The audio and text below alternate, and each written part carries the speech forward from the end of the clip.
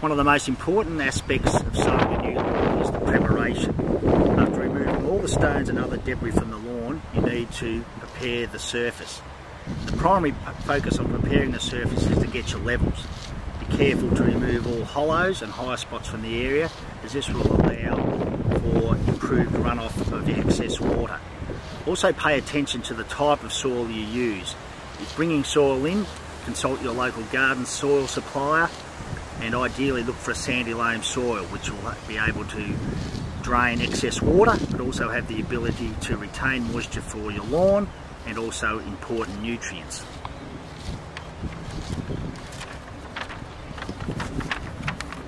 The next aspect, once levels are completed, is to apply a starter fertiliser. Starter fertiliser will aid and assist germination of your new lawn. It will provide the vital elements that are required to promote and sustain growth in the early stages of germination. A typical lawn starter fertiliser of nitrogen, phosphorus and potassium is required, and it's easy to apply as demonstrated. Following that, it's time to apply and sow your lawn seed. Lawn seed rates can vary depending upon the size and type of seed, and your label should be consulted at this point.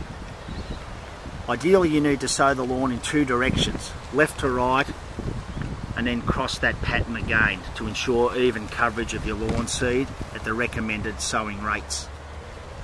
Take your time to do that, and in large areas sometimes it's ideal to break up the areas into sections using a string line if required. Following the sowing of the seed, it can be recommended to apply some amendments if required.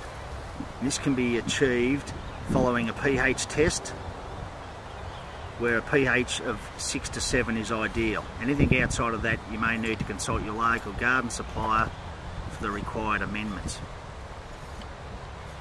Following the sowing of the seed, it is ideal to rake the surface lightly.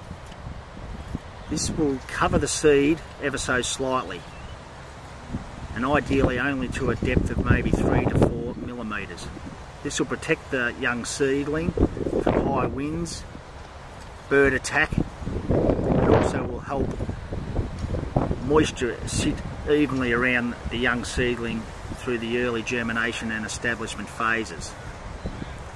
Again, sowing the raking should be applied at a cross pattern to get even coverage. After the raking, the important and critical application of water is required, and the seed bed should remain moist for the germination period and the early establishment phase of your lawn. This can take anywhere between 2 to 8 weeks and can be varying upon the season and the type of lawn seed you are using. If you don't apply enough moisture, the young seedling can easily perish, particularly in hot conditions. So the watering is quite critical to a successful lawn. Once your lawn is established,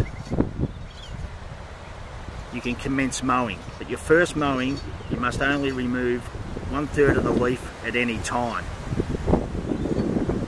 And as the lawn matures and thickens, you can commence regular mowing at your desired mowing height.